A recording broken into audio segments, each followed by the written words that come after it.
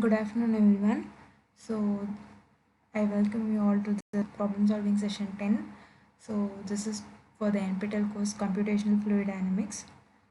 So, the course instructor is Professor Sreenivas Jayanti from the Department of Chemical Engineering, IIT Madras, while myself, Ankar Karthika from the Department of Chemical Engineering, IIT Hyderabad, is handling these live sessions along with another one TA who is handling on another slot.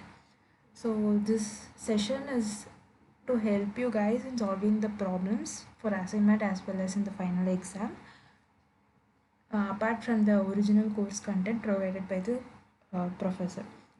So, the session happens every Saturday from 3 p.m. to 5 p.m. So, now we are almost into week 10 for the same. So, let us now start. So, for the course layout, we have already seen what is the syllabus in the frame for this particular course. So since it is a computational fluid dynamics course, the basics from which it started was not like a usual way. Rather, it started with the calculation of flow in a rectangular duct and the fully developed flow in a triangular duct, where we had an idea of discretization in the fixed finite difference approach and in the finite volume approach. Followed by in week 3, it was about derivations of governing fluid flow, and because CFD is nothing but solving the partial differential equations which we obtain from the system, like what is the basic principle governing the fluid flow. That is what from that we get the equations, and in CFD we solve those equations to get the variables. So after that it was about equations for incompressible flow and boundary conditions, and in later we moved on to the basic concepts of CFD like discretization, finite difference approximations, and when dealing with those discretization schemes, like what is the criteria like consistency, stability, and convergence to get the proper solution. And later it was about solution of Navier-Stokes equations for compressible flows, and after that it was for incompressible flows. So we have almost covered the problems till this week 8 assignments. So in today's week what we would be doing is we would be solving the assignments from the week 9, because the basic practice problems from week 9 we have seen in the last class, which I hope would have helped you guys in solving the assignment. So now we will see the assignments problem and solution, and after that some basics practice problems from the advanced methods for solution of linear algebraic equations. And like in the next coming weeks we will be dealing with basics of finite volume method, including grid generation and turbulent flows and turbulence modeling problems. So now let us move on to this week's problem. So here we have two cases. One is from Laplace equation and one is from Poisson equation. So they are like similar cases, just for your giving you more hands on the problems. Two cases are here. So we'll start. In case 1, it's asked that you wish to solve the Laplace equation in a three-dimensional domain spanning a length L in the x direction with W in the y direction and height h in the z direction. You have divided the length into 40 equal intervals with W into 30 equal intervals and height h into 25 equal intervals. You have Dirichlet boundary conditions on all sides. You discretize the Laplace equation using central difference approximation. You wish to solve the resulting set of linear algebraic equations which you have expressed in matrix form as Ax is equal to Q with lexicographic ordering of equations. For this problem, we need to answer the question. So from this case, what are the takeaway points? Like first, it is a three-dimensional domain, and in that we need to solve for the Laplace equation. So on that basis, we have divided the, like, considered it as a cubic or cuboid problem, where we have divided the length of the box into uh, 40 intervals and width into 30 intervals and height into 25 intervals. So there is a Dirichlet boundary conditions on all sides. So along the boundary we know the values. So those points we need not solve for. Like basically it is not a Newman boundary condition. So Dirichlet boundary condition is given. So the values are directly given along the boundaries. And next is that we discretize the Laplace equation using central difference scheme. So in central difference scheme, we have if we are discretizing using x, we have I minus 1 point, ith point, and I plus 1th point. We have 3 points in the x, and similarly if we go with y also, we will be having 3 points in y. And so we are then ordering the equations, like for every point we will be getting an equation, and we are ordering the equation, and then we are solving it from after getting the matrix form. So for this, now we need to answer the coming up question. So before that, we will see the Laplace equations.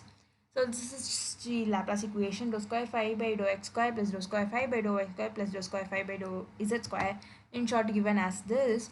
And for Laplace equation, it is equal to 0. So if we look at a 3D mesh, it would be like our domain for this problem is like a three-dimensional box or something. So here length is there, height is there, and width is there. So we have divided it into different number of components based on what we require. So in the first question, it is about which of the following is true about matrix A. And first one, it will have 9 non-zero diagonals.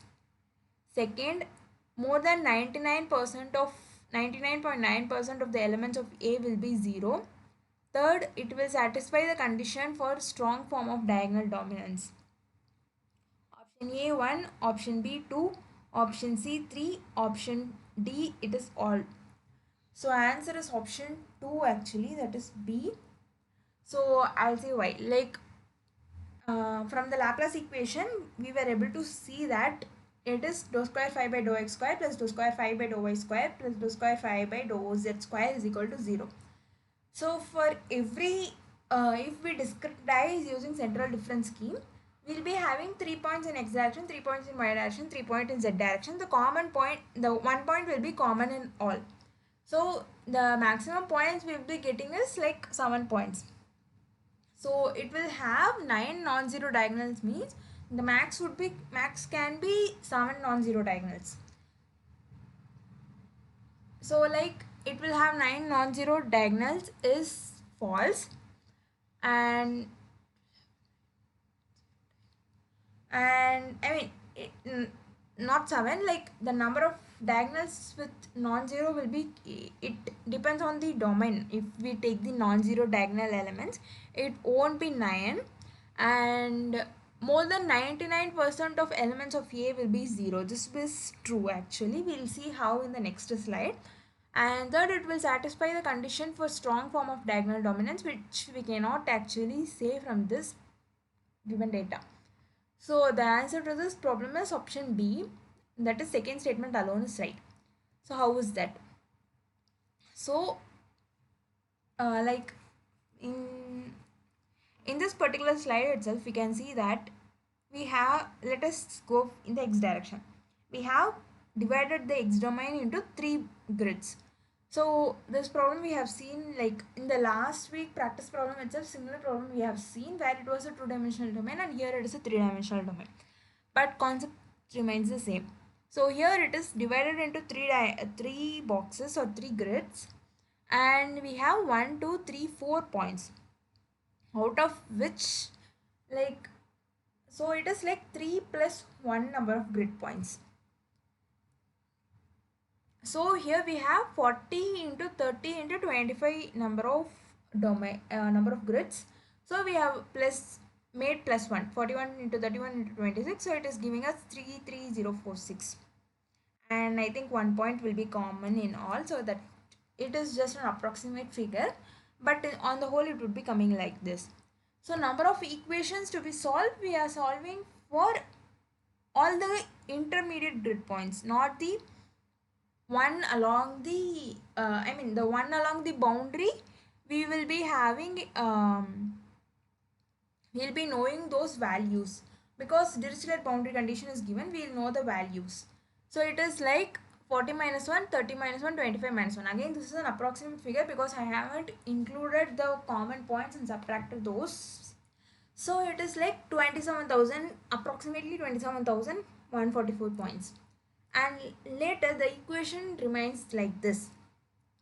So we are discretizing using central difference scheme. So dou square f by dou x square, we are discretizing using the central difference scheme as fi minus 1 comma j comma k minus 2 fi j k plus fi plus 1 j comma k.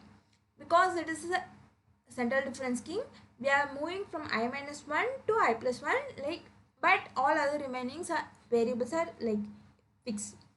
And similarly, now we are discretizing using in the y direction, and we have fi j minus 1 k minus 2 fi j k plus fi j plus 1 k. And similarly, in the z direction, we have fi j k minus 1 minus 2 fi j k plus fi j k plus 1. So this is how we discretize the equation. And so here we have all this fijk, fijk, fijk is common. And here we need to know that number of interior node points, leaving out the nodes next to the boundary points. So intermediate boundary points, what I mean is, like, consider a two-dimensional domain where the grid division is like this.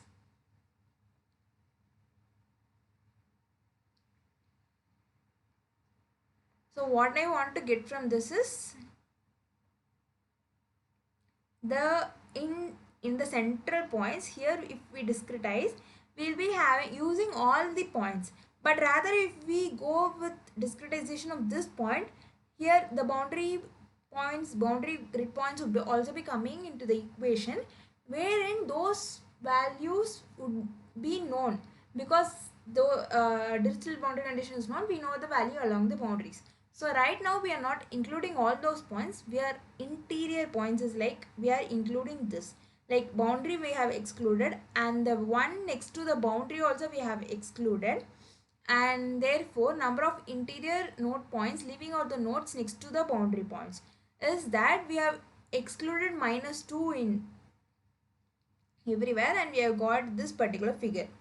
And after that, now we need to calculate the grid points next to the bottom and the top wall. So here it is, here and here. So we have 40 minus 1 and 30 minus 1 and into 6 into 2. Like we are now taking only a two-dimensional domain, and they in those, see, in the central points we have 7 non-zero variables, whereas in these points we know the one, like I'm not again including this is the extreme corner point, this I have excluded, but in this point we have one variable which we know the value, because it falls in the boundary, we know the value, therefore we need not, we would not be having 7 variables, rather we would only have 6 variables. So it is 7 minus 1, 7 minus 1, 6 into 2, because top and bottom wall, so into 2, and we have this number. And after that, similarly we are doing with the left and right wall. Here it is 3, because like like left and right wall, here again like we are excluding the bottom and the top wall, so it is like 3 minus 3, and front and back. See, this is just to give you an approximate idea, because I haven't included a corner points, accounted those points properly actually. So, and in the front and back wall, similarly, since it is a two-dimensional domain, we have done for bottom and top wall, left and right wall, and front and back wall. So after that, what we are doing is corner node points is like we have 4 corner points, which 4 into 4 would be 16.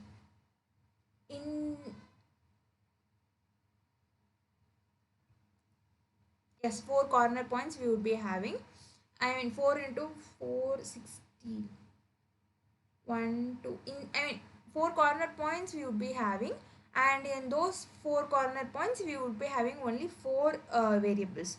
So calculations are approximate as certain points are repeated. Like this is what I meant, calculations are approximate as certain points are repeated. And now, like, because the question is not about exact, we can just ignore it for now, and percentage of non-zero elements in A. So the ultimate aim was to get percentage of non-zero elements in the A matrix. So for that we need to know how many how many elements are there in the A matrix. So since the number of equations is 27,144, we would be having 27,144 square number of elements. And in that, these are the points which are non-zero. So we have added all those points and into 100, which will give some 0.025 percentage. Actually, I should calculate it once again.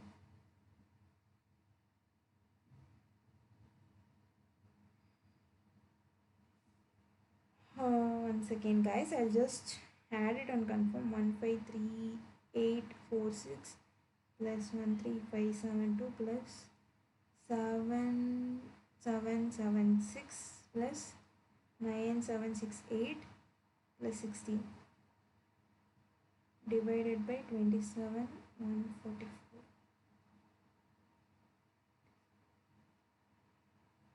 200. It is 0.025 and 99.97.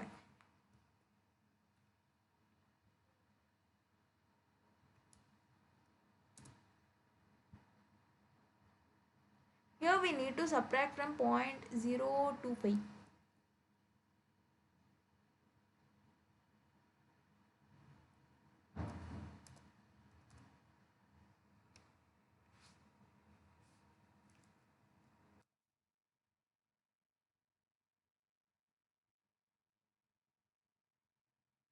So 100, like percentage of zeros would be like reciprocal of that, inverse of that. So we are just now you getting not this. So percentage of 0 is 99.97. So in the question what we have seen is that it is more than 99.7. Sorry, 99.9% of the elements of A will be 0. So more than that percentage of elements will be 0. So we have just gone with option 2, that is option B, which is saying that second statement is true. So now we'll go to question 2. In question 2, which of the following is true about matrix Q? It is a square matrix. All its elements have the same value. All the elements are negative real numbers. And okay. So first we look at the question. So it is like we are discretizing the equations and we are finally putting it in the form of Ax is equal to Q. So A is the square matrix and X is the number of variables. And so now we know by matrix knowledge itself that Q would not be a square matrix. Q would be a column matrix because X is a column matrix. Matrix multiplication of those in turn would be giving the Q values, which is a like RHS part or the constants we get from the equations. So it is a column matrix, not a square matrix. And all its elements have the same value. That is not true because it depends on the boundary points and the point in which the discretization is carried out. So many factors would be influencing, and its all elements cannot be the same value. And third statement, all the elements are negative real numbers. So again this is false because we cannot say that. So coming to the options, A is 1, B is 2, C is 3, D is none. So I think the answer would be D. So answer is option D. Because we cannot say that, it is obviously not a square matrix, it is a column matrix. And second, it is not having all the elements are the same, like all elements are not same. And third is all elements are negative real numbers, again which is not, we cannot generalize and put all the elements as negative or positive or whatever. So we'll now go to question 3. In question 3, the number of equations to be solved will be close to 27,000, close to 30,000, close to 33,000, less than 25,000. So number of equations is 40 minus 1, 30 minus into, like we have 40, we have divided into 40 grid points, and this into 30 grid points, and that into 25 grid points.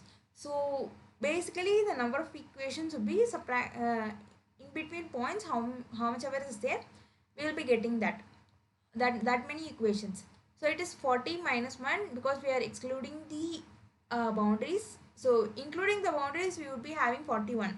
So excluding the 2 times the boundary, it would be 40 minus 1, 30 minus 1, and 25 minus 1. So it is like 27,144. So why are we going with close to 27,000? Again, it is because some points are repeated. What I mean by some points are repeated is that the corner points would be shared with the x values as well as the y values, or with the z values as well, some points. So those would be accounted twice. So subtracting that would be like very big task. So it is like asking close to what? It is not asking for the exact value. So answer is, it is, if the number of points are repeated, including that, it is coming out as 27,000. So it would be slightly less than that. So close to 27,000 is the right answer. So answer is option A. Because we are accounting the points sometimes twice or thrice, subtracting those points is essential. So we are saying it is close to 27,000 and it is not exactly 27,144. So those calculations errors will come actually. So now we go on to question 4. In question 4, what is asked? In the coefficient matrix A, what percentage of number of rows will have the diagonal element to be equal in magnitude to the sum of the magnitudes of the off diagonal elements? So what is asked? The diagonal element should have an elemental value which is equal to the sum of the magnitudes of the off diagonal elements. When that would happen, that would happen when we are dealing with the interior most points. I'm not saying the boundary points, I'm not even saying the points next to boundaries, because in the points next to boundaries we will have the influence of the boundary points. Because we are using the Dirichlet boundary condition, we know the values at those points as well. So the interior most points we will be having the values which have the diagonal element to be equal in magnitude to the sum of the magnitudes of off diagonal elements. So option A, it is more than 99.9%. Option B, about 99%. Option C, about 90%. Option D, less than 75%. Answer is option C. It is about 90%. So we'll just see the basic calculation. Please don't go with this because again it is approximate. So in equation is this: dou square f by dou x square plus dou square f by dou y square plus dou square f by dou z square is equal to 0. And we are discretizing using central reference scheme for the x direction, y direction and z direction. So now what are we doing? We are just taking the terms, common terms, that is minus 2 fi jk, we are taking it as a common 1 by delta x square. So it is like 1 by delta x square plus 1 by delta y, 1 by delta x square. This is the diagonal points fi jk. So it is like the values is minus, it is 2 by delta x square. So it is 1 plus 1. So it is 2 by delta x square. So it will be number of interior grid points. Interior grid points where the boundary condition influence is not there, we have those points. So interior grid points, what we would be doing in general, we have 41 grid points in the x direction. 2 grid points we allot for the boundary, and next to 2 grid points we allot for the nodes next to the boundary. So it is 41 minus 4 or 40 minus 3, whichever is convenient way. Those points would be the number of grid points. So again, I think I should just mention it.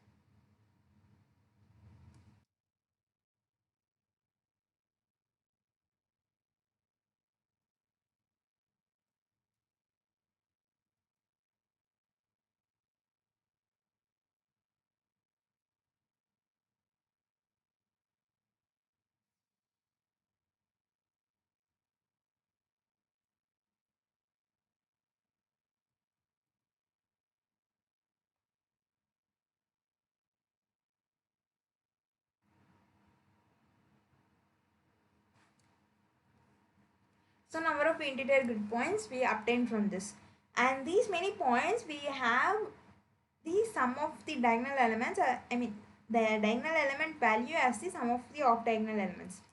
So percentage of rows would be 21,978 divided by the total number of rows, that is 27,144. It is coming out as 80%, 81%. So it is about 90%. Why? Because calculations are approximate, it is coming out closer to 90%. If we like include and exclude those common points, we would be getting the proper value. So but in general we can say that, see, the corner points are less, right? Boundary points are less, and the points next to boundary are again less compared to the interior points, like overall points. Compared to the overall points, those two conditions, if we remove, it would be coming out less. So even if we do not involve those points, like we are now considering the interior most points alone. So if we have neglected the boundary points and the points next to the boundary, so it will be coming out 10% of points alone we have removed, like boundary points 5% and points next to the boundary 5%, think like that, and it would be like 90%. So like, so in this case, because the domain is very huge, like imagine we have divided, not very huge, but it is kind of huge because we have divided into 40, 30 and 25. Calculating all the points and all values for all those points by hand is not a possible one. So now we go to question 5. In question 5, it is asked that which of the following methods can be used to solve the system of equations Ax is equal to q described above. So now we have discretized the, and in general we have discretized the equation in the form of Ax is equal to q. We have used the central reference scheme and we have seen what are all the equations we would be getting. So which of the methods can be used to solve? The first one is tridiagonal matrix algorithm or Thomas algorithm. So it is used when the matrix is having a tridiagonal system. So do we have tridiagonal system? We do not have a tridiagonal system over here. So first one is the false one. Second one is a Gauss elimination method. Gauss elimination can be used. It is a numerical technique and we can go with this if needed. There is no restrictions as of now. After the discretization, we are not facing any restrictions for the Gauss elimination method. And third one, we have LU decomposition. Again, for the LU decomposition as well, we can say that we are not having any limitations or restrictions. So it is like TDMA is a tridiagonal matrix algorithm which is not feasible because we are not restricted or we are not limited to only three diagonal systems. So here we cannot use TDMA, but other two are feasible. Let us now look at the options given. So option A 1 and 2, which is including option 1, so it is a false. Option B 2 and 3, it is right. Option C 1 and 3, again it is false because it is including 1 as well. Option D, it is 1, 2 and 3, which is again false. So on that basis, if we look, answer is option 2 because all other options are having first one in one form or the other. So answer is option B. Now we'll see question 6. In question 6, diagonal dominance condition is required for which of the following methods? First one Gauss-Seidel, second one LU decomposition, third one TDME. LU decomposition does not require. I think the other two, Gauss-Seidel, it requires diagonal dominance condition to be met for getting the solution through that method, because only then we can have the proper algorithm or the proper flow of the system without any error while we face, without facing any error while we do that. And we'll see the options first. Option A 1, option B 1 and 2, option C 1 and 3, option D 1, 2 and 3.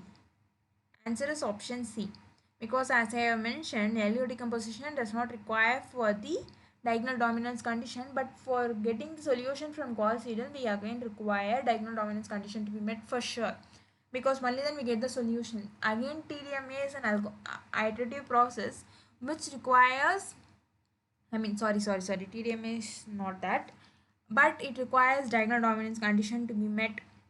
Therefore, Gauss-Seidel and TDMA, that is tridiagonal matrix algorithm, also requires diagonal dominance condition is to be met. In LU decomposition, we are just dividing the matrix, Ax is equal to Q or whatever into lower and upper matrix, and therefore we are getting the solution directly, so we need not go with and we need not wait for the diagonal dominance condition to be met. So answer is 1 and 3, that is Gauss-Seidel and TDMA. We'll go to question 7. In question 7, it is asked that you wish to solve the set of equations Ax is equal to Q using Jacobi method. Jacobi method like similar to Gauss-Seidel, but we would not be updating the variables at every time step. Which of the following conditions must be satisfied by the coefficient matrix A for the method to work? Option 1, matrix A is non-singular. Option 2, matrix A is irreducible. Option 3, matrix A is diagonally dominant. Answer option A 1, option B 1 and 2, option C 1 and 3, option D 1, 2 and 3. For Jacobi method, we need all the value, all these things to be true. That is, first one is matrix A is non-singular matrix, again it should be, and second is should be irreducible, otherwise if it is, then it would be like going to 0 and it would be like giving infinity errors. And third is it should be diagonal dominant, since in the last slide itself we have seen that for Gauss-Seidel diagonal dominance condition is a must. Similarly, for Jacobi method as well, we need the diagonal dominance condition to be satisfied. So accordingly, all three are required, therefore option D is the right answer. Now let us see question 8. In question 8, it is asked that the norm of the residual at the end of m iterations can be evaluated as the largest value in the magnitude of b minus ax power, ax at m, and second one, norm at b minus ax at m.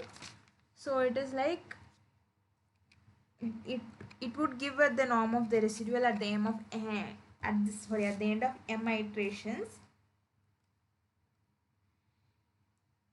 Sorry. Third one, xm minus xm minus 1, that is x is m at the xm is nothing but the value at the end of mth iteration, and m minus 1 is nothing but at the end of sorry, I think I confused. M is nothing but what we get at the end of mth iteration, and m minus 1 is nothing but at the end of m minus 1th iteration. So this actually gives the value. This doesn't give the value. This doesn't give the value. It is not suitable for getting the norm of the residual. So if we have seen that residual should be approaching below a certain value for us to get the solution. So how to get the norm of the residual then? The largest value in the magnitude of b minus axm is one way, or it can even be b minus axm. This can also be used to get the solution, norm of the residual. So answer is option 1 and 2. So we'll look at the options. Option A 1, option B 1 and 2, option C 1 and 3, option D 1, 2 and 3. So third one is a false one, but first 1 and 2 are right. So according to that, we should go with option B. The answer is option B. Let us now move on to question 9. In question 9, it is asked that which of the following is admissible as a stopping criteria with successful solution of an iterative method for the solution of Ax is equal to Q. Ax is equal to Q. So what is asked? Like we generally give the stopping criteria. Like the residual should be less than something, very low tolerance value would be given, and it should be less than that value. Why do we give that? Because in iterative technique it would be going on in the loop, when it would be stopping, when the solution has reached. So when do we know the solution has reached? When the difference between something is less than a tolerance value. So we call that as a stopping criteria. And here in this question there are certain stopping criteria which is given, and we need to identify which of them would be giving a proper solution, successful solution. So for that we have first one, number of iterations should be greater than a limit. Second one, xk minus 1 less than a low limit for all variables. And third one, residual less than a limit. So answer is 3. So and option A 1, option B 2, option C 3, option D 1, 2 and 3. The answer I guess is option C. So yeah, answer is option C. Because first let us now look at the options and see why they are false. So the first one, it is mentioned that number of iterations should be greater than a limit. Number of iterations greater than a limit. So what does it mean? Like if like the iterations would be going on, and here it is like we are defining if the iterations cross a certain value, like if it is crossing 100 iterations or if it is crossing 50 iterations, then it should be stopping. But do you think we would be getting a successful solution when we put a stop on number of iterations? No, we would not be getting, because in some cases we might need to go with the higher iterations also, like in some cases.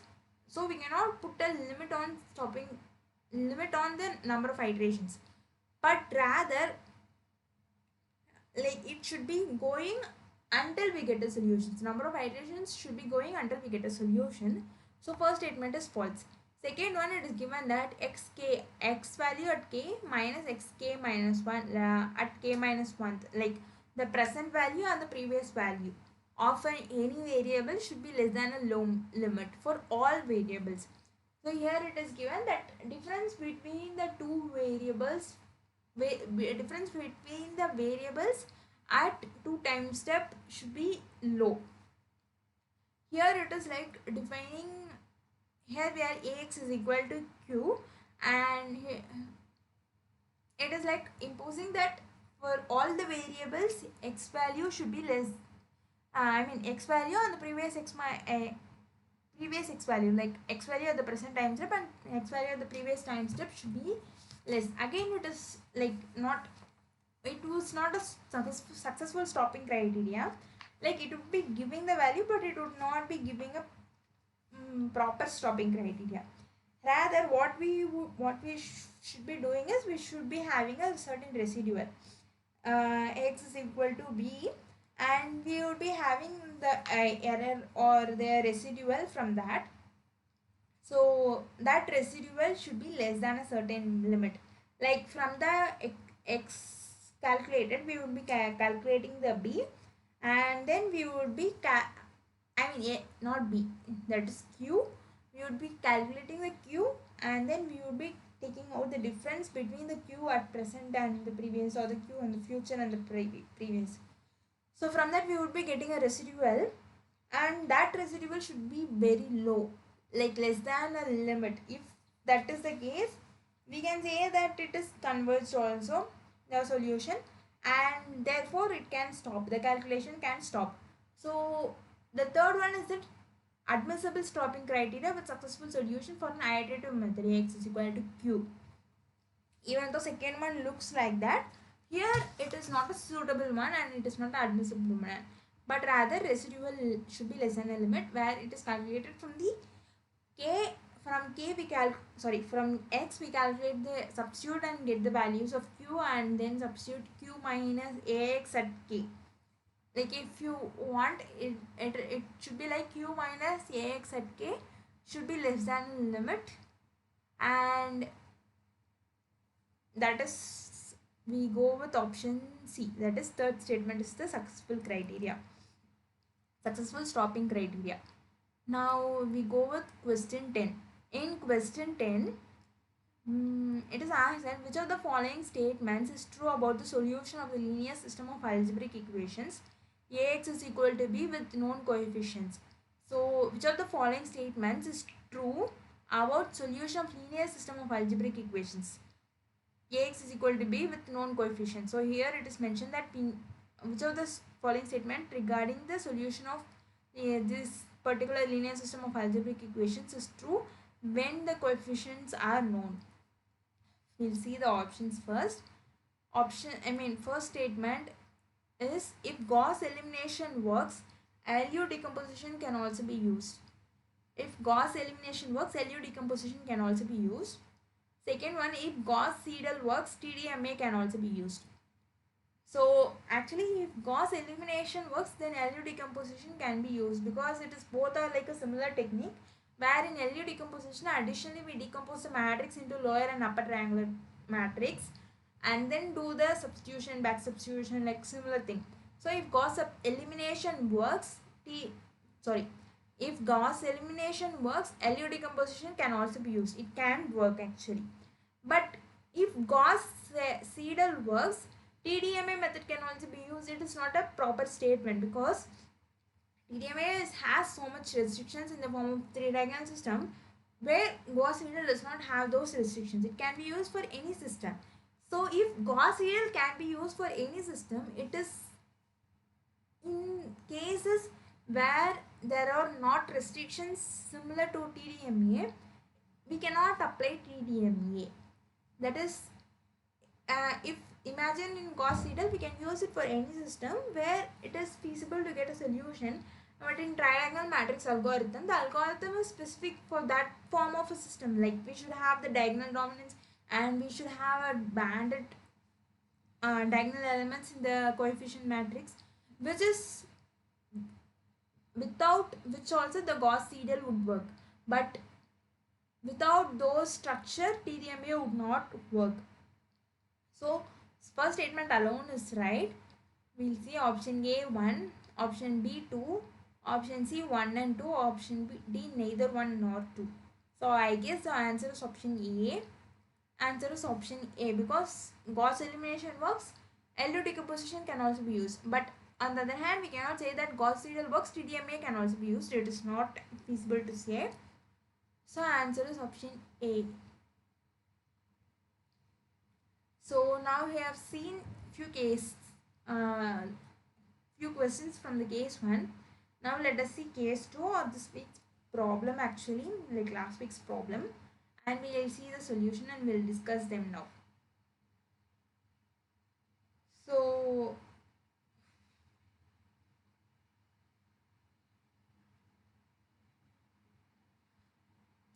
the case 2 is similar one, like what we have done in the last slide, it is a similar one.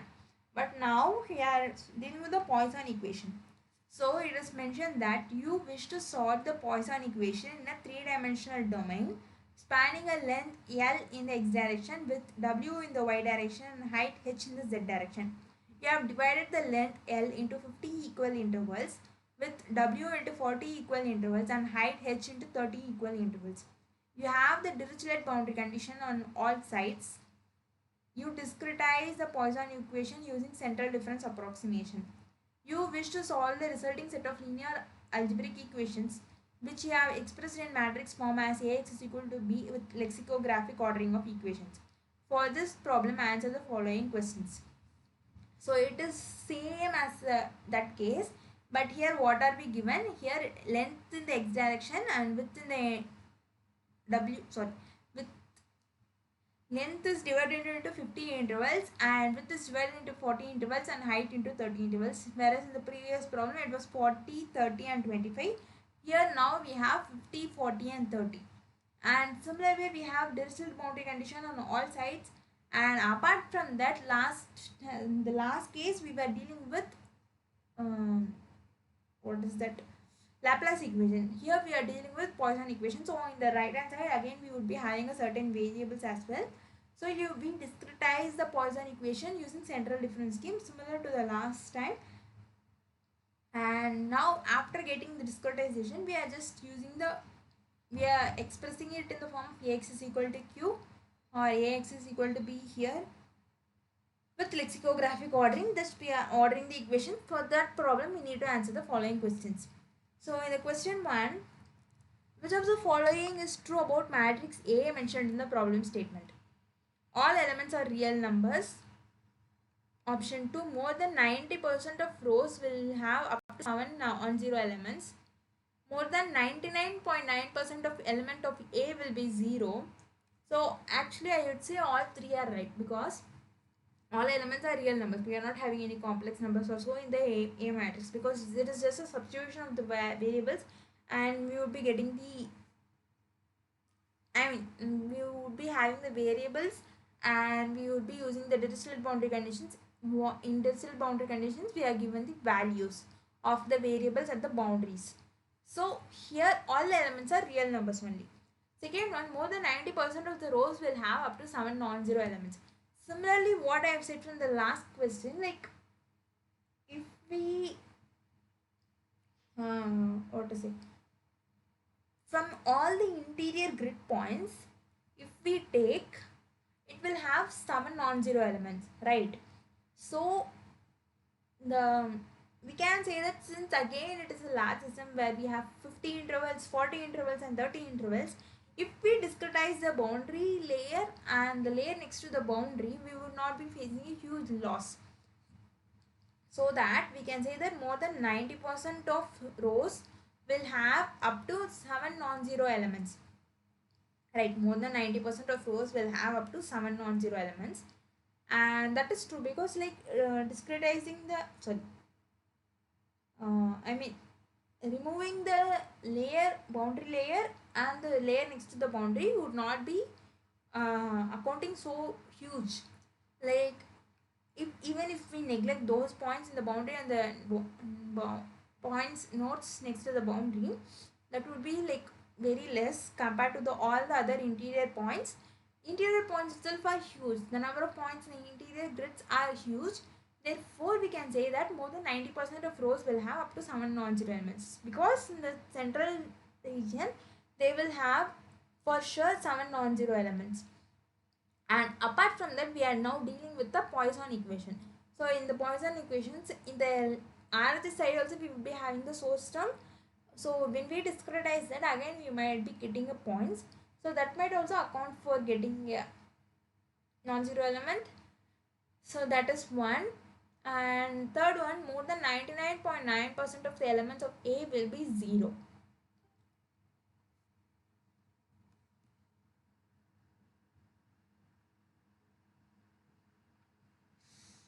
Okay.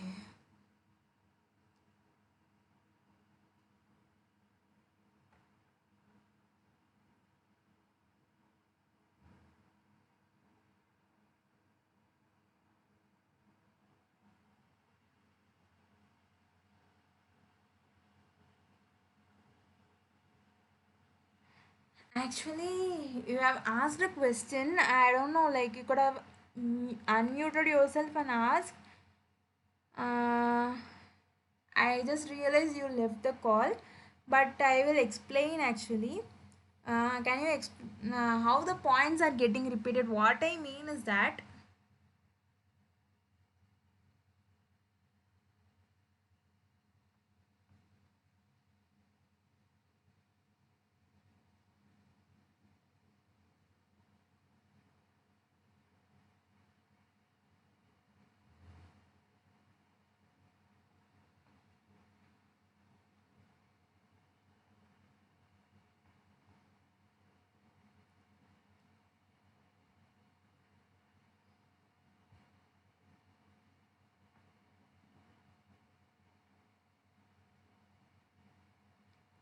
so what I'm saying is these layers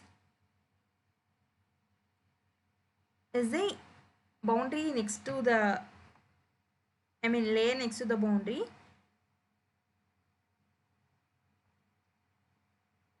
So by calculation, by default, I have taken the subtracted the values next to the boundary only.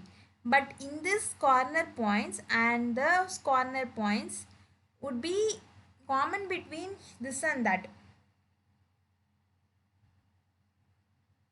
So I have just mentioned 40 minus 3. So it is accounted here and there as well. So some points would be repeated. That is what I meant by points are repeated. In the along the boundary, we will be having repetition of points. That is, the points would be repeated. So on that basis I am saying the points are repeated.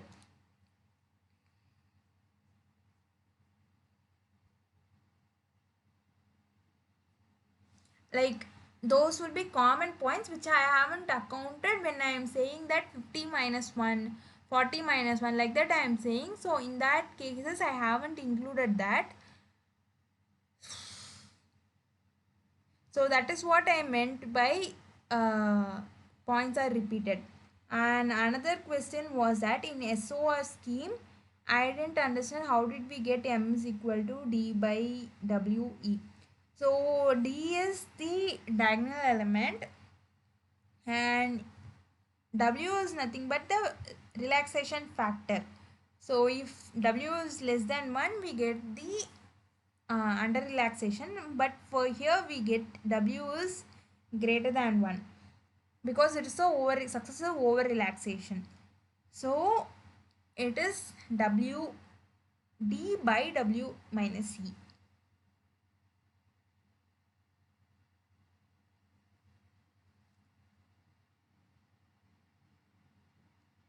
So it should be D by W minus C. I mean, I'm sorry actually. Like, you could have unmuted yourself and asked. I didn't realize and you left the call. I'm sorry. Like, if there are any doubts, I've said previously also, like you can unmute yourselves and ask. Like, rather than, I mean, I'll read the message at the end of the session, but during session it is kind of impossible for me to check every time because my concentration is on there. But if you like this is I'm saying for all coming up sessions also, if there are any doubts, you please you ask, unmute yourself and ask me, rather than asking via text. I mean, asking through message is fine. I will read the messages during the break time, which I would be giving after an hour. But constantly keeping up with the messages is kind of impossible. So I think that helps.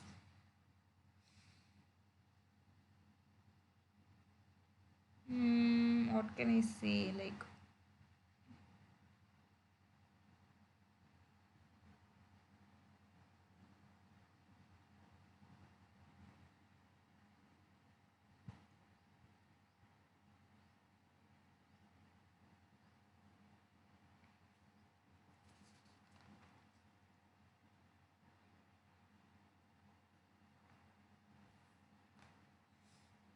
okay. Okay, let us just take a 5 minutes break and then come back. Yes. And then I will come continue with this question. Sorry. Yeah.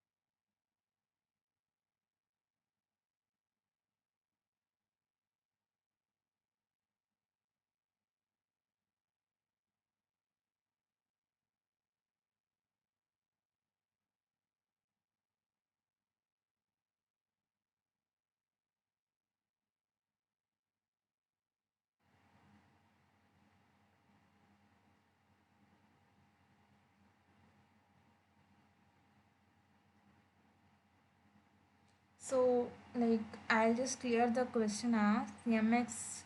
So in general we write it in the form of mx k is equal to uh, or qxk is equal to q minus a xk plus 1 plus b something, or mxk is equal to n into xk plus 1 plus b something like that. And in those times,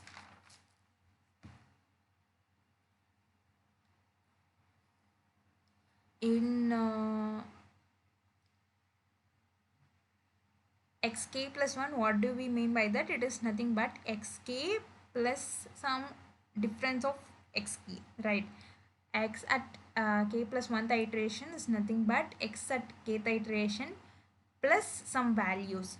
So in Gauss seidel, the difference we directly add, but in successive over relaxation we multiply that difference in by some numbers and add that. That is the w value. If w is greater than 1, we call it over relaxation, and if it is less than 1, we call it under relaxation. So in general it can be from 0 to 2, w can be varying. So in terms of constructing in the form of m is equal to d by w minus e, or where d is the diagonal elements and e is the elements below the diagonal elements. So that is how we get the Gauss seidel with successive over relaxation technique. In the other side, n is equal to, we get it as 1 minus w by w into d plus f. F is the values above the diagonal elements. So we can represent it in that form as well. That is what is given.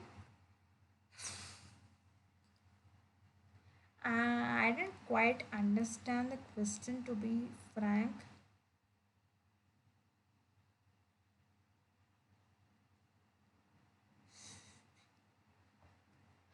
We'll see the session. Like, guys, please, if you have any doubts, please let me know on the spot rather than waiting for it.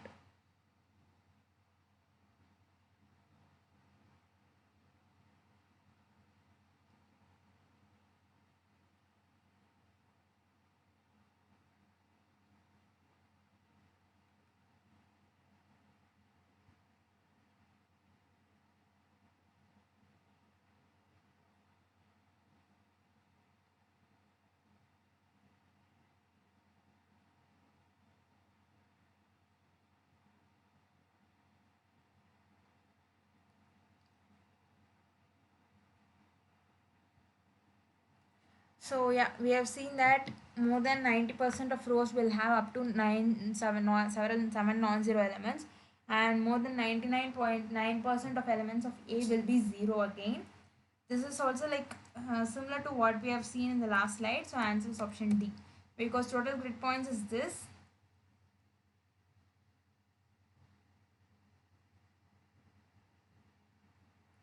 And total number of equation is this: 50 minus 1, 40 minus 1, 30 minus 1, and this rho square f by dou x square plus rho square f by dou y square, again this comes, and we are discretizing it, and we have one term here, and number of interior node points laying out the nodes next to the boundary points, and grid points in the bottom and the top wall, and grid points next to the left and right wall, and grid points next to the front and back wall. So calculations are approximate as certain points are repeated. So percentage of non-zero elements is similar to, calculation is similar to what we have done in the previous class. And percentage of zeros in A is 100 minus something, that is 99.986 percentage. And now we have question 2. In question 2, which of the following is true about matrix B mentioned in the problem statement if the source term in the Poisson equation is constant and positive?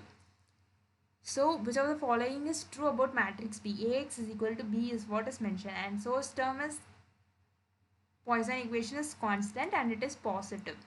So, first one, it is a column matrix. Second one, all its elements have the same value. And third, all elements are positive real numbers. So, this one similar to the last problem we saw, in which it was asked about the Q matrix. Here it is asked about the B matrix. So, it is Ax is equal to B. In D, we have all elements are the same values or all elements are positive real numbers is not true, because it is having different values, and it values also depends on the boundary points.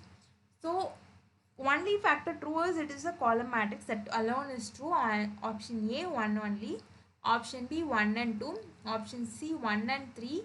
So I guess it can be 3, can also be 2, option D 1 2 and 3. But it is option A alone, it is a column matrix, that alone is true, other things are false.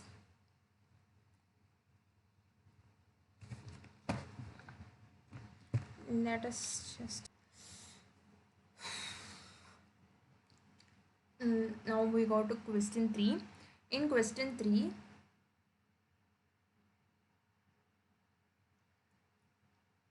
oh my god, my laptop has got stuck, I guess.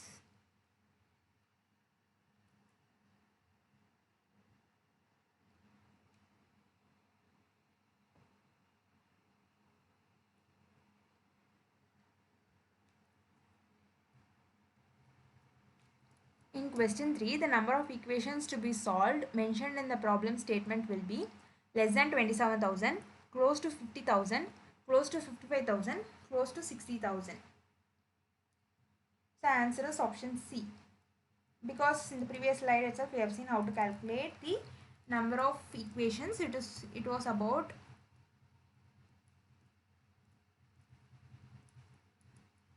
50 minus 1 into 40 minus 1 into 30 minus 1, 55,419.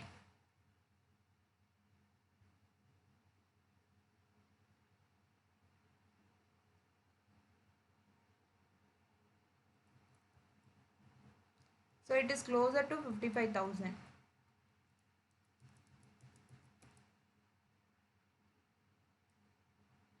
In question 4, it is asked that the coefficient matrix A mentioned in the problem statement will exhibit which of the following properties? First one, bandedness. Second one, sparseness. Third one, strict diagonal dominance. So option A 1 only, option B 1 and 2, option C 1 and 3, option D 1, 2 and 3. So coefficient matrix will have some bandedness. Bandedness meaning the diagonals will be forming some structure. So that will be there. Sparseness again will be there. Option B, yeah. Sparseness will be there because uh, like the matrix 99% of its elements are 0. So again it will be having sparseness. And third is strict diagonal dominance, which we cannot assure right now. So it is third is not true. Rather than that, 1 and 2 statements are only right. Option B is the right answer. We'll go to question 5. In question 5, it is asked that which of the following methods will give a solution to a set of linear algebraic equations in a countably finite number of arithmetic operations? The Jacobi method, Gauss elimination, and LU decomposition. Which of the following methods will give a solution to a set of linear algebraic equations in a countably finite number of arithmetic operations? So here it has countably finite number of arithmetic operations, which can be got from 1, option A 1 only, option B 2 only, option C 1 and 2, option 3 2 and 3, option D 2 and 3. I think option D is the right answer. Answer is option D, because it is asked in the question, it is there is a stress on countably finite number of arithmetic operations, whereas in Jacobi method it is not possible to say at which point we will be getting the solution, but rather in Gauss elimination and LU decomposition it is kind of a straightforward method also. Like you can say that we will achieve the solution at this incountable number of steps, countable number of arithmetic operations. So answer is option D 2 and 3. So it is like a direct method. So we can see that it is a, we can say we can get it in a countable number of arithmetic operations. So option D is the right answer. We'll see question 6. In question 6 it is asked that diagonal dominance condition is required for which of the following matrices when solving a linear algebraic equation using the Gauss-Seidel method. Option 1 coefficient matrix, option 2 iteration matrix. See, the coefficient matrix can be however initially, but we need to have the diagonal dominance condition in the iteration matrix.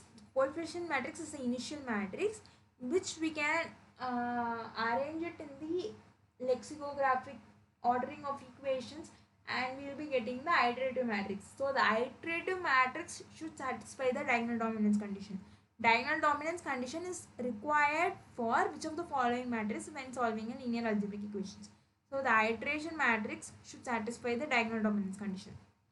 Option A 1 only, option B 2 only, option C 1 and 2, option D neither. So answer is option 2 only, that is option B is the correct answer. We'll go to question 7. Just give me 2 minutes break, I'll be back.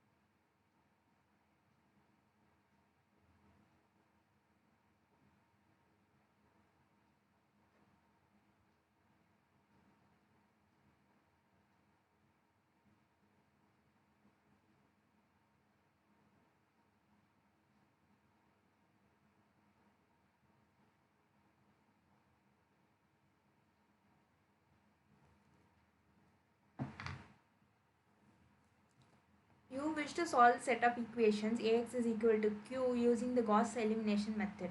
Which of the following conditions must be satisfied by the coefficient matrix A for the method to work?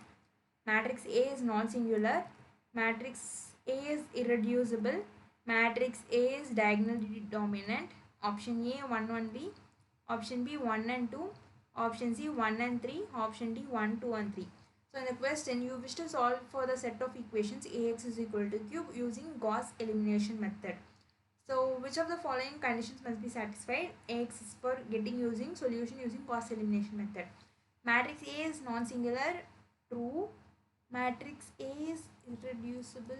Matrix should be diagonally dominant. I think B. Okay. In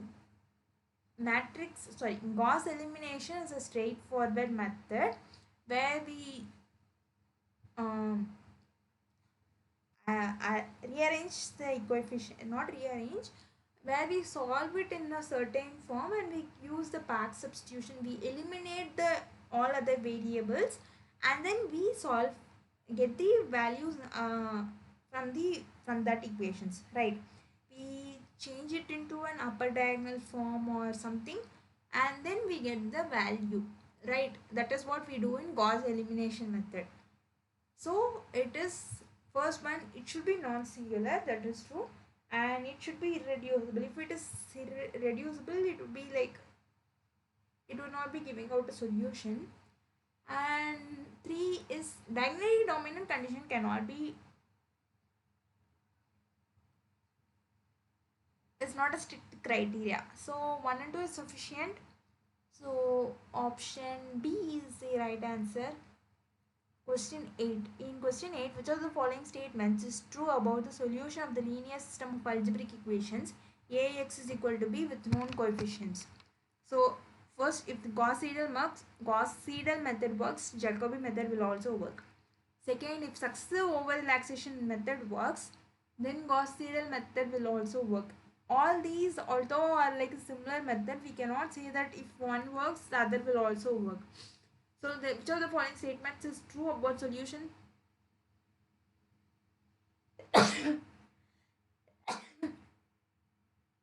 solution of linear system of algebraic equations Ax is equal to b with known coefficients is that we cannot say either statements, that if Gauss seidel works, we cannot say Jacobi will also work, and similarly we cannot say if successive over relaxation works, Gauss seidel will also work.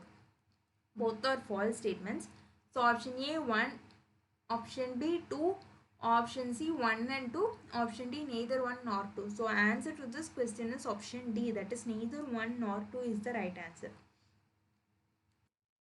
Question 9, we will see question 9. In question 9, it is asked that diagonal dominance condition helps in which of the following ways? When the Gauss seidel method is used for the solution of Ax is equal to b. That is that question is like diagonal dominance condition helps in which of the following ways when Gauss seidel method is used for the solution of Ax is equal to b. So we say that we need the diagonal dominance condition to be satisfied when we are using Gauss seidel method. But why diagonal dominance condition is must, or why do we say that we need the diagonal dominance condition to be satisfied when we are using Gauss seidel method? So we'll see the options statements first, or options. First one, it avoids division by 0. Second, it reduces round of errors. Third, it improves sensitivity to initial guess. Third statement, I can say that it is a false statement because diagonal dominance condition has no relation to sensitivity to initial guess. We should input the initial guess accurately, or else we might not even get the solution. I mean, we would be deviating from the solution sometimes, even if the diagonal dominance condition is satisfied. So third statement has no relation with the diagonal dominance condition, but other two has. Option A 1, option B 1 and 2, option C 1 and 3, option D 1 2 1 3. Since we are eliminating the third statement, we should now go with 1 and 2 or 1 or 2.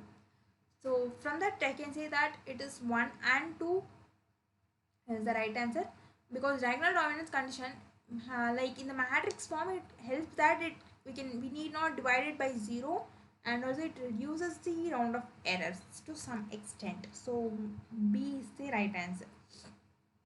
Now we'll see question 10. In question 10, it is mentioned that iterative solution of Ax is equal to b using Gauss seidel method will have which of the following advantages over direct methods such as Gauss elimination. So what is the advantage of using Gauss seidel over Gauss elimination method? Like Gauss seidel is an iterative technique and Gauss elimination is a direct method. So we prefer to go with iterative solution over direct method, right? In most cases, we prefer to go with Gauss seidel method. But why is that we are preferring Gauss seidel over Gauss elimination? What advantage it has? First one, Gauss seidel can be applied for solution of nonlinear algebraic equations. Second one, Gauss seidel gets to the exact solution in fewer number of arithmetic operations. Third, Gauss seidel can be used when the diagonal dominance condition is not satisfied. This is a false statement because we know that diagonal dominance condition should be satisfied for getting a proper solution from the Gauss seidel method. So first option A 1 only, option B 2 only, option C 3 only, option D none of the above. I think D, option D, yeah, option D is the right answer, because first one, what it is saying, it can be applied for solution of nonlinear algebraic equations. Sometimes it can be used, it can be obtained from Gauss elimination technique as well. So it is not an advantage of Gauss seidel over Gauss elimination. And Gauss seidel gets to the exact solution in fewer number of arithmetic operations. Again, it is false because it depends on the system we are dealing with. And like for a very simple system, Gauss elimination gives a solution in a fewer number of arithmetic operations than Gauss seidel. So it is not always the case that Gauss seidel gets to the exact solution in a fewer number of arithmetic operations. In fact, because it is dealing with iterative solutions, it might have a more number of arithmetic operations also. Like it depends. There is some like there is actually the number of wait, right now I forgot, but there is actually number of arithmetic operations. There is a equation actually.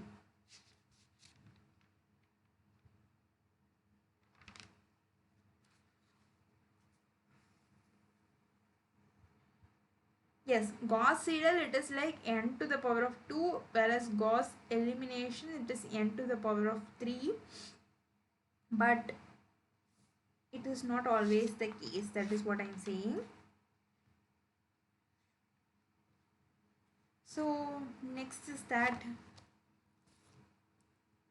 question 11. In question 11,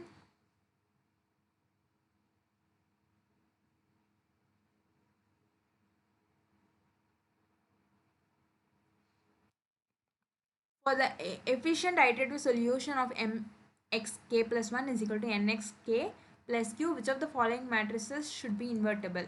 Option 1 matrix M only, option 2 matrix N only, option 3 matrix M minus N.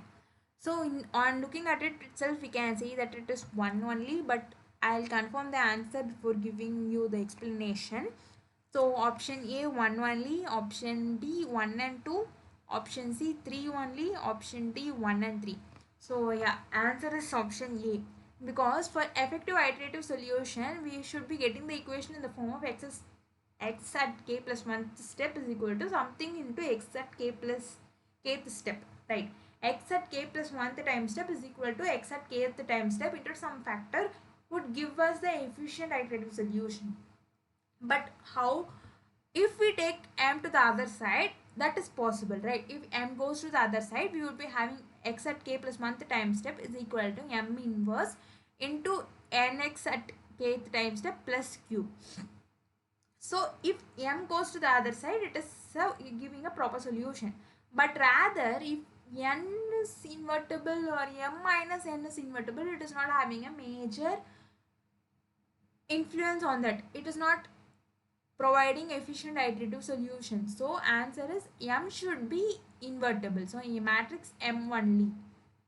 Because if it goes to the other side, we get a proper form in the proper equation in the form of x at k plus 1th iteration is equal to x at kth iteration into some factor plus q, that is another thing. So matrix M should be invertible for us to take it to the other side. So efficient iterative solution, we should be having matrix M only should be invertible. Option A is the right answer.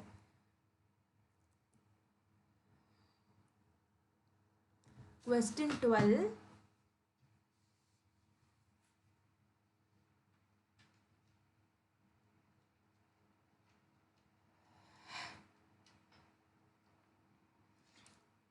Iterative solution of Ax is equal to B is needed for the solution of fluid flow equations because of the which of the following factors. So why do we need to get the solution through iterative methods of Ax is equal to B form?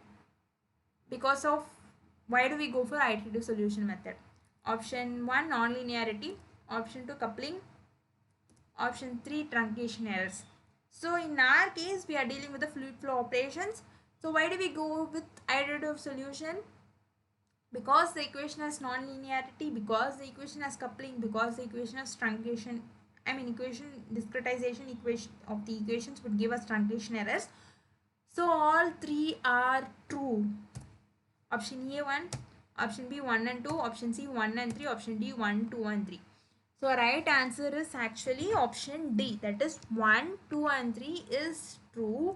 Option D is the right answer, because in fluid flow domain we are having so many issues, like we are facing the issues of non-linearity, we are facing the issue of coupling, and we are facing the issue of truncation errors. So by using the iterative solutions we can reduce them.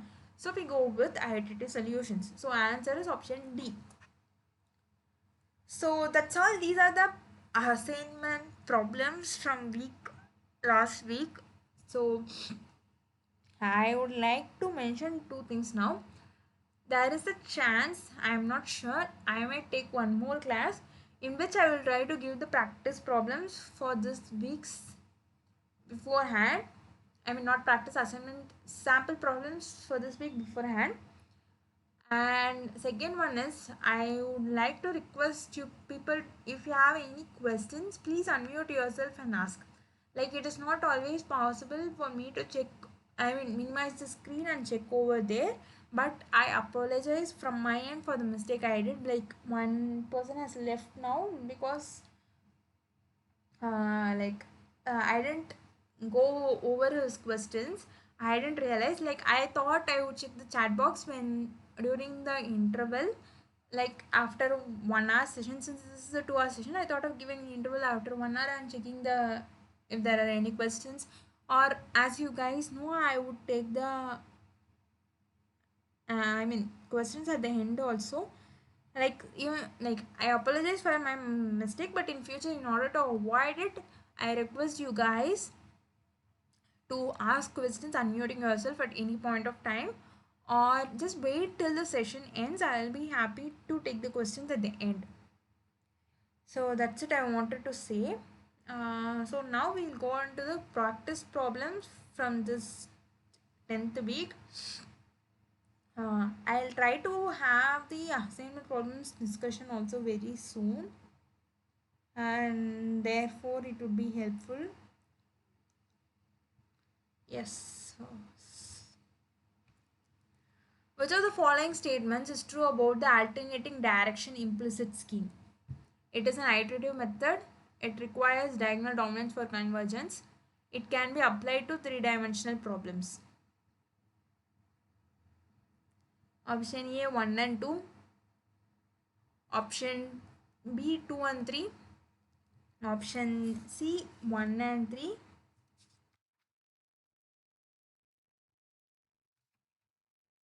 Option D 1, 2 and 3.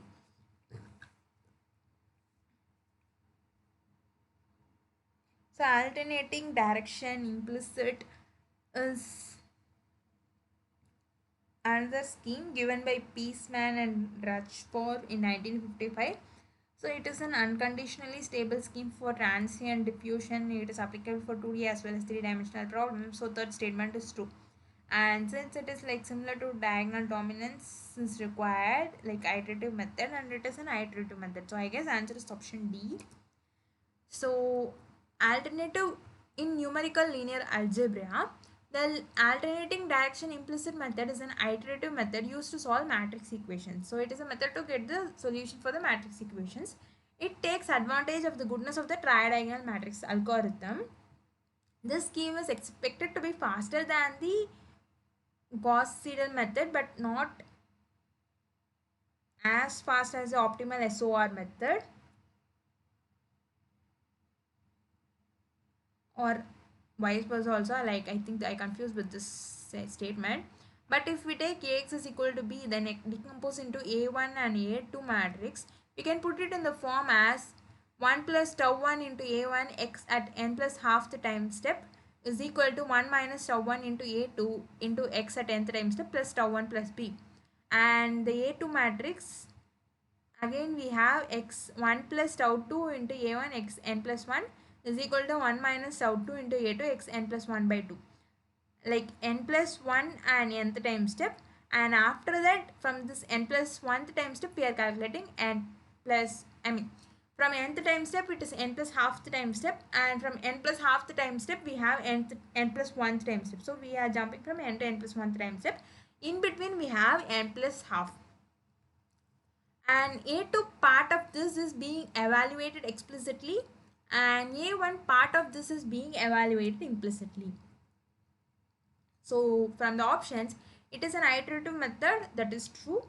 It requires diagonal dominance for condition, again this is true.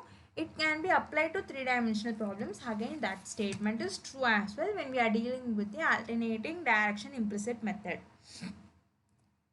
That is question 1. And now we go to question 2, I guess. I'll take question 2. In question 2, for the solution of Ax is equal to B, which of the following decompositions of matrix A into A is the most implicit? So here it is asked that which is the most implicit scheme. So first one is LU decomposition, and second one is ILU method, that is incomplete LU decomposition. Third one is LU plus N as in SIP. SIP is strong implicit procedure. And the LU plus N as in SIP. So, but on comparing all three, I guess the most implicit is LU method, option A. because even though all are like income sorry implicit methods, the most implicit method is asked in the question, so it is not I, it is option A, LU decomposition is the most implicit method. LU is a direct method. ILU is not evaluated completely implicitly and requires iterations. Stone proposed an ILU decomposition which is more implicit than conventional ILUs. That is SIP. I think so.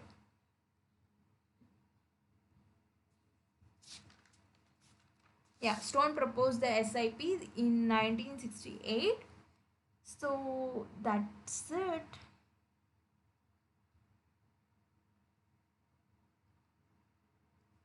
Question 3. If okay, just a explanation. I think did we see question 3? Okay, no. Question 3. If n is the number of grid points on the finest grid, then the number of floating point operations required to achieve a given level of convergence in the multigrid method varies as n to the power of p approximately, where value of p is about. So if n is the number of grid points on the finest grid, number of floating point operations required to achieve a given level of convergence in the multigrid method varies as n to the power of p. So where p is the value of option A 0.75, option B 0.95, option C 1.05, option D 1.25. So answer is option C 1.05 is the right answer.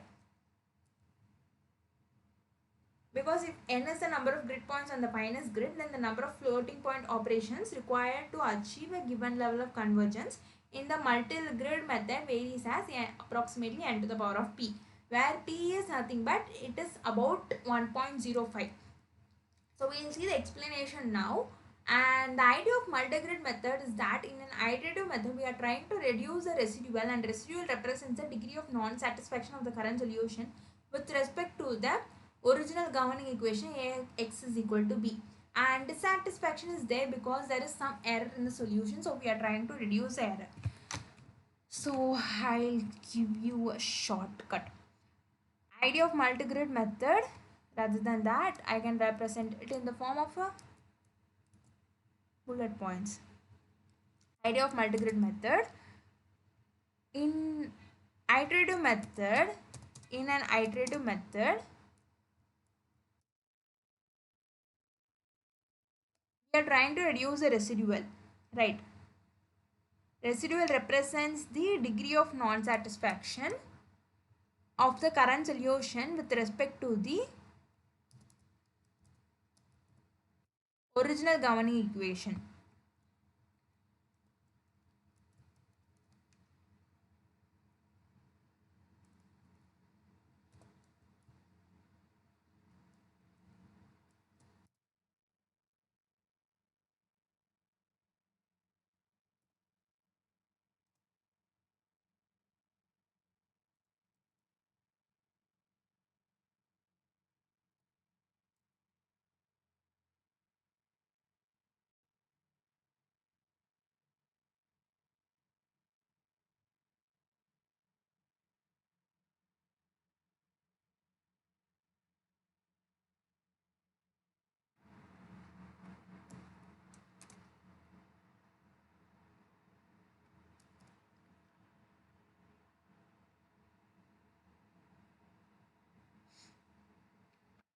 So what is happening is that idea of multi-grid method, where it comes from, in an iterative method, the main focus is trying to reduce the error, residual. Residual is nothing but the dissatisfaction of the non-satisfaction of the current solution with respect to the original governing equation because of some errors.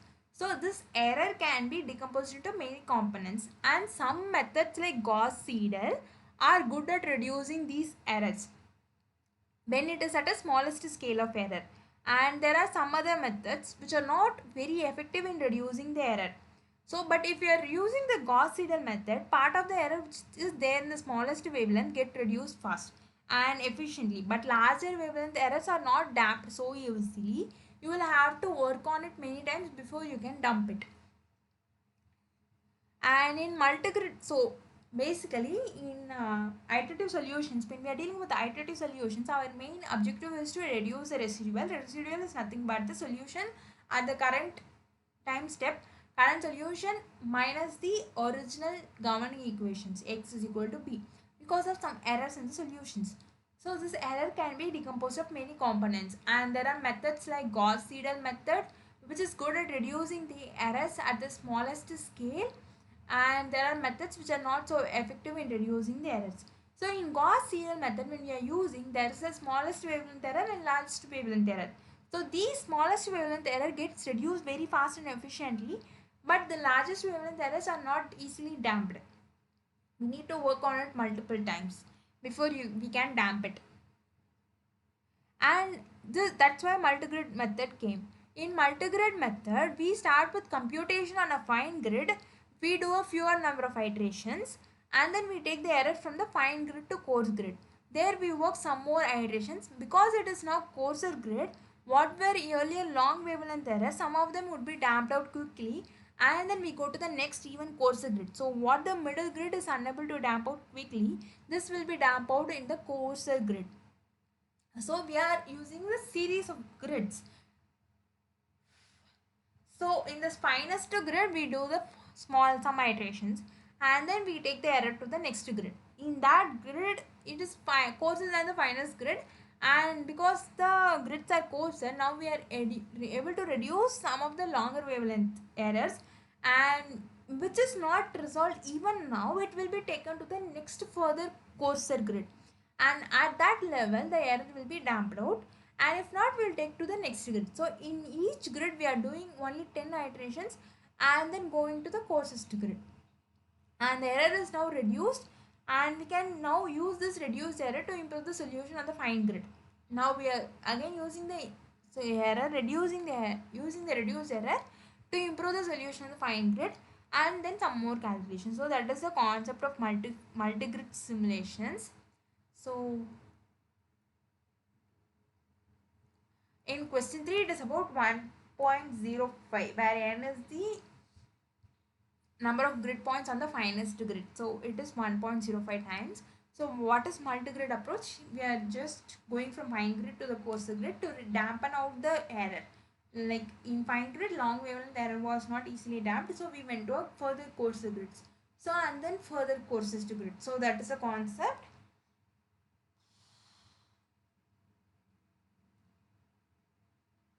I hope it is clear. Like we are jumping from one grid to another grid to reduce the errors, which is not possible when we are dealing with the direct iterative method like Gauss-Seidel, because we can reduce the errors, but with reduce the shorter wavelength error, but longer wavelength errors we need so many steps to dampen out before it, so many steps of calculations before it dampens out. So that is what idea of multigrid. So in question 4, idea of advanced iterative techniques are used primarily to enhance which of the following aspects of basic iterative methods? Convergence condition, option 2 convergence rate, option 3 ease of computation. Option A 1 and 2, option B 2 and 3, option C 1 and 3, option D 1, 2 and 3. 1 and 2 is the right answer.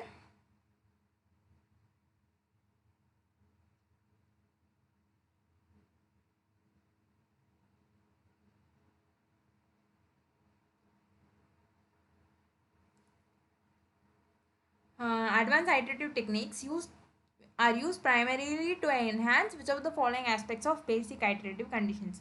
Like the first one is convergence condition and convergence rate. Ease of computation is not possible actually with going with advanced iterative techniques.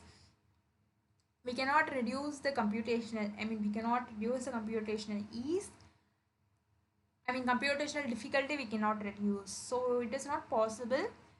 But rather we can get a proper convergence condition and proper convergence rate at which it is getting converged, and the convergence condition, like if it, those things can be improved with the advanced iterative techniques. So answer is option A, that is 1 and 2 is the right answer, whereas 3 is a false one. We'll go to last question of today. Which of the following statements is true about multigrid method for solving Ax is equal to B? It uses multiple grids for the same domain. Option statement 2, it uses multiple grids for the same equation. It solves the equation on same equation on all grids. Option A 1 and 2, option B 2 and 3, option C 1 and 3, option D 1, 2 and 3. So I think you guys have a clear understanding now that option A is the right answer. Because what is multigrid method? I am giving a repetition.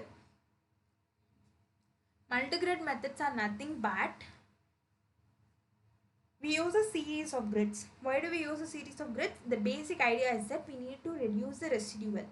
What when we are dealing with iterative techniques? What is residual? Residual is nothing but the difference between the current solution and the original original equation. And of the original equation, solution of the original equation, we can say that.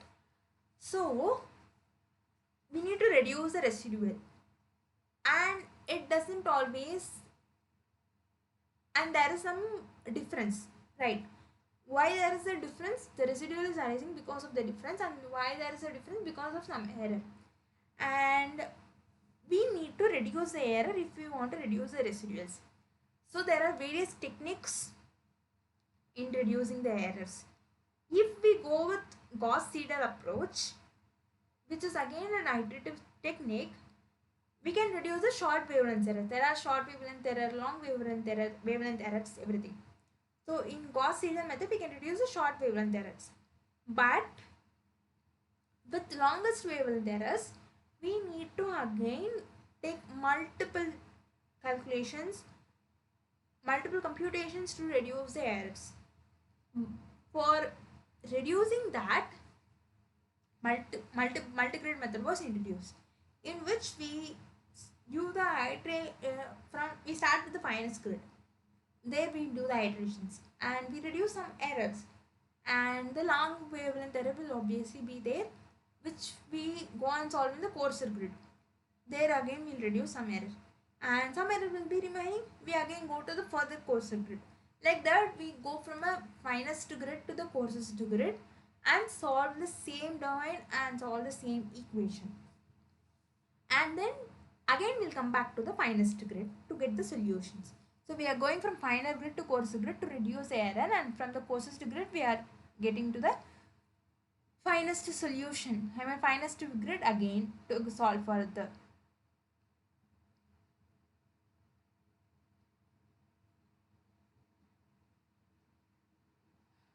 And therefore 1 and 2 is the right answer, because we are using multiple grids for the same domain. Finer to coarser grid, there are multiple grids, different multiple grids, and in second statement is true as well, because we are using the multiple grids for the same equation. We are not differing the equation, so option A is the right, 1 and 2. Whereas in third statement it is mentioned that it solves the same equation on all grids. That is not true. We are like, whatever the equation is, we are using multiple grids. I hope it is clear. Whatever the equation set is, it solves in the multiple grids.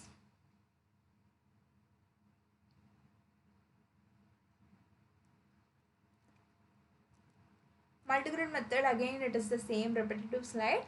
Idea is that we need to reduce the residual, and residual represents the degree of non-satisfaction of the current solution with respect to the original governing equation.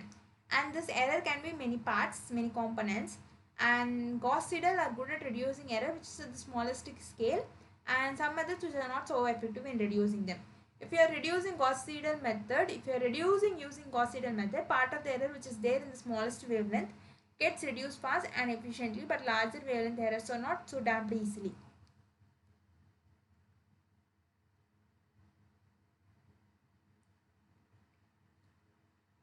Again, so in multi-grid method, we start with the computation on the fine grid. We do a fewer number of iterations and take the error from fine grid to coarser grid.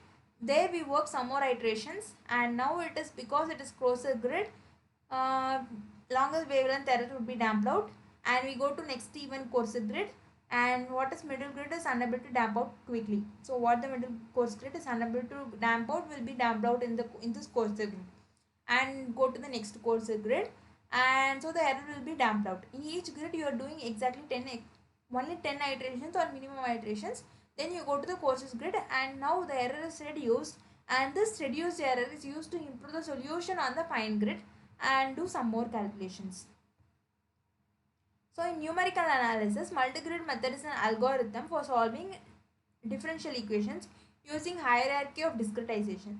These are very useful in problems exhibiting multiple scales of behavior. Many basic relaxation methods exhibit different rates of convergence for short and long wavelength components, suggesting these different scales be treated differently.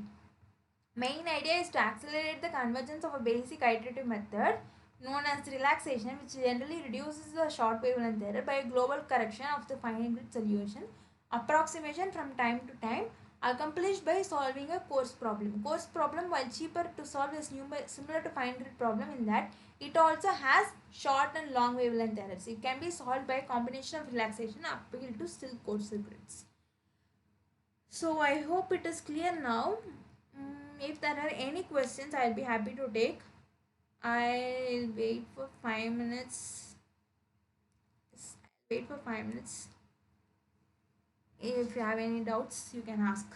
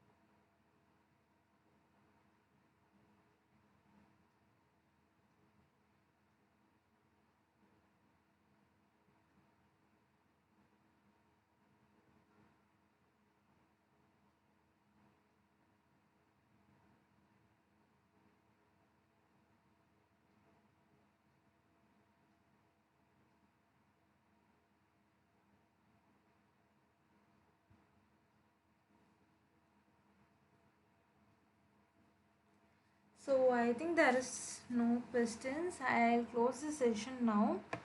Hmm.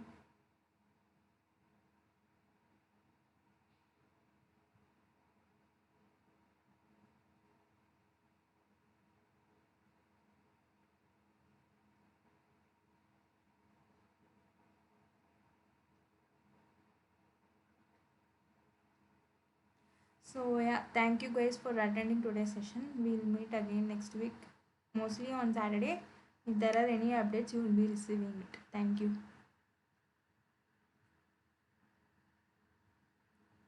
I have answered the questions also.